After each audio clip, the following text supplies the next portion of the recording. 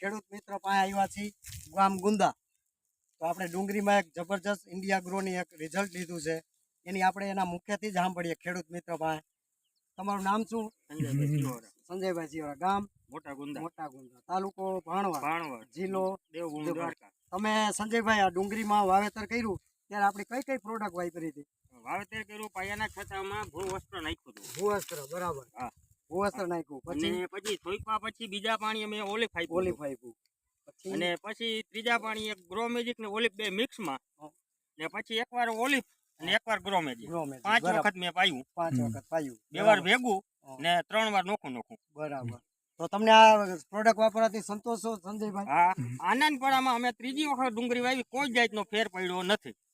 અને જો માલ જોઈ લ્યો, ગમે જો આપણી પ્રોડક્ટ જો આપણે સંજયભાઈ બતાવે, આપણે જોઈ લ્યો, ગમે પાત્ર ઉપાડો. જો આપણી આ રિઝલ્ટ આવ્યું ઇન્ડિયા ગ્રો નું જબરજસ્ત.